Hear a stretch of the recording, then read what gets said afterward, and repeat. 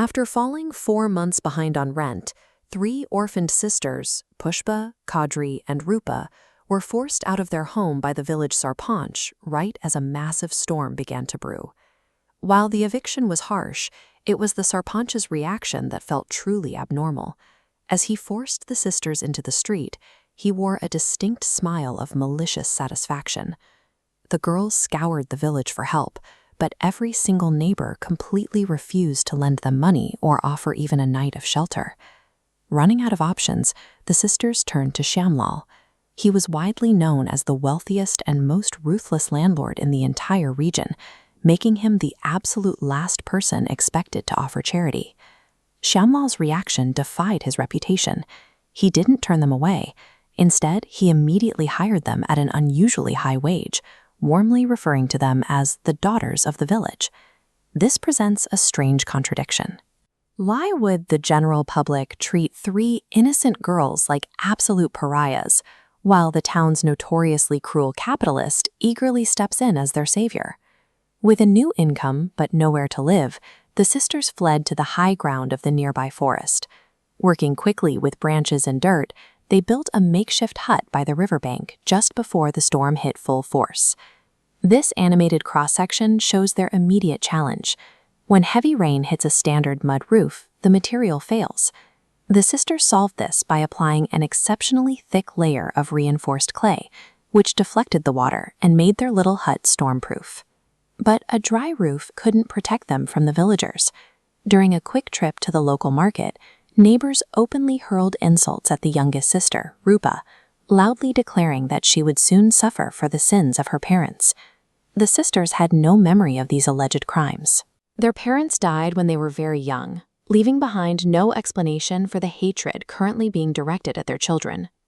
Securing a roof provided safety from the storm, but it did nothing to alleviate the generational stigma now threatening to drown them. Then the weather escalated.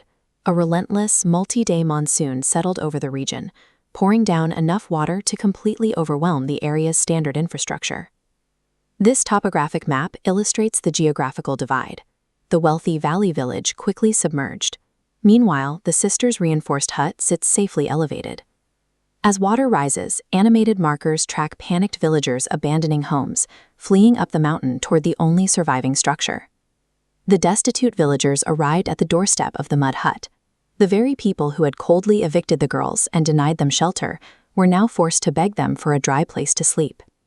Pushpa, Kadri, and Rupa didn't hesitate. Without a word of vindictiveness or revenge, they immediately opened their door and provided sanctuary to their abusers.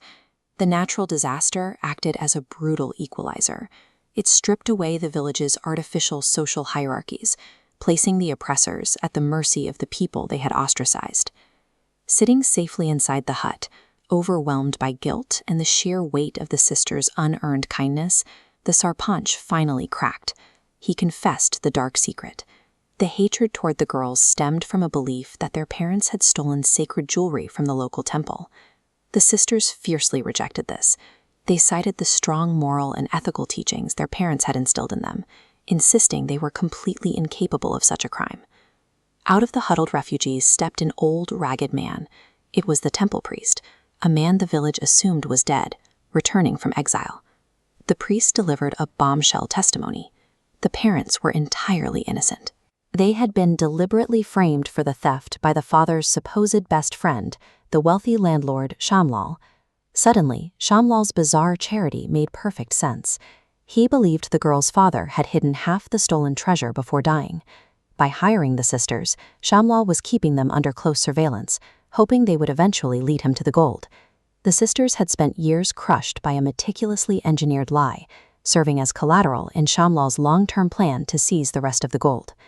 At the first sign of the flood, Shamlal had fled to the safety of the city, inadvertently leaving an opening for the newly united village to coordinate a response. The villagers devised a clever psychological trap. They sent a fake message to the city, urgently claiming the receding floodwaters miraculously unearthed the missing half of the temple treasure. Shamlal's greed took over. He immediately abandoned his safe haven in the city and rushed blindly back to the muddy village to claim the gold. But when he arrived at the village square expecting riches, he was ambushed. He walked straight into a coordinated blockade of local authorities and an angry community ready to testify against him. Shamlal's insatiable appetite for wealth had been expertly weaponized to trigger his own downfall. With Shamlal in custody, a final logical gap remained. If the landlord only stole half the jewelry, the other half had to be somewhere Shamlal couldn't reach it, protected by their father. Pushpa realized her mother's cryptic references to a village heritage in their courtyard weren't about a family inheritance. They were instructions on where the village's stolen property was being kept safe. Returning to their original home, the sisters led an excavation of the courtyard. Deep beneath the mud, they found exactly what the priest's testimony suggested: the missing temple jewelry, perfectly preserved. They immediately returned the treasure to the temple. This final act undeniably cleared their parents' names, wiping away the long-standing societal stigma forever. The sisters proved that true resilience demands two things. You need the physical endurance to survive the harsh storms of nature, and the moral clarity to outlast the deep-rooted corruption of society.